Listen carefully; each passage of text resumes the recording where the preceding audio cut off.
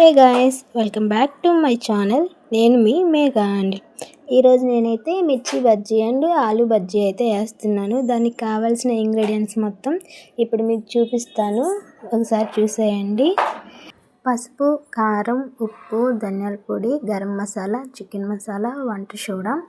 వామ్ అయితే మేము స్కిప్ చేసాము, ఎందుకంటే మా ఇంట్లో వాళ్ళకి వామ్ అంటే అసలు ఇష్టం ఉండదు. ఎందుకంటే వామ్ వేస్తే మా పిల్లలు అస్సలు తినరు, అందుకని చెప్పి అది అసలు వేయొద్దని చెప్తారు. అందుకని చెప్పి నేను అసలు వామ్ వేయటం లేదు. మీకు నచ్చితే వామ్ వేసుకోండి, లేదంటే మీరు కూడా స్కిప్ చేయొచ్చు. అది మీ ఇష్టం అన్నమాట.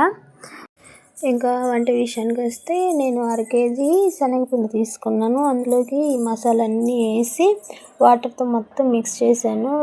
ఆయిల్ అయితే హీట్ అయిపోయింది. ఇంక బజ్జీలు వేయటం స్టార్ట్ చేశాను. నేను చేసే బజ్జీలు అంటే మా వాళ్ళకి చాలా ఇష్టం. ప్రతిసారి ఏం చేయమంటారు అంటే చాలు ఫస్ట్ వాళ్ళ నోటి నుంచి వచ్చేది బజ్జీలు చెయ్యని చెప్పి. నేను చేసే బజ్జీలకి అంత డిమాండ్ ఉంది మా ఇంట్లో. బజ్జీలు చేయటం నేను మా నాన్న దగ్గర నుంచి నేర్చుకున్నాను. మా నాన్న బజ్జీలు ఇలా చాలా ఐటమ్స్ అయితే చేస్తాడు. ఆయన దగ్గర నుంచి అయితే నేను ఈ రెసిపీ నేర్చుకున్నాను. ఇక్కడ నేను బజ్జీలు వేస్తూ ఉంటాను, మా వాళ్ళు వచ్చి వేసుకొని తింటూ ఉంటారు. ఇదే సరిపోతుంది. ఎక్కువగా మా వాళ్ళకి 2 రకాల బజ్జీలు చేయాలి. ఏంటంటే పిల్లల కోసం అయితే మిర్చి బజ్జీలు చేయాలి, మా బావకైతే ఆలు బజ్జీలు ఇష్టం కాబట్టి 2 రకాలైతే చేయాలి. ఇంకా మిర్చి బజ్జీలు వేయటం అయిపోయింది. ఇంకా ఆలు బజ్జీలు అయితే స్టార్ట్ చేశాను.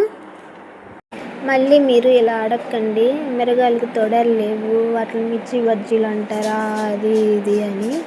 ఎందుకంటే మా అత్తమ్మ మిరగాయలు తీసుకున్నప్పుడే వాటికి తొడలన్నీ తీసేసి స్టోర్ చేస్తుంది.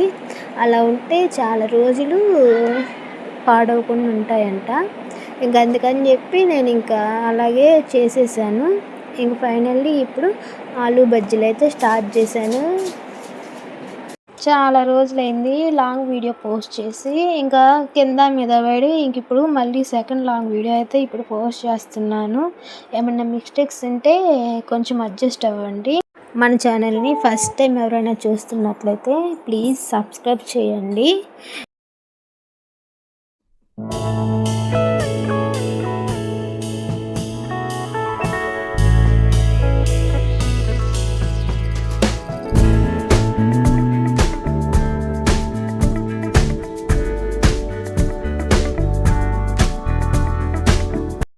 ఫైనల్లీ ఆలు బజ్జీ, మిర్చి బజ్జీ అయితే రెడీ అయిపోయాయి.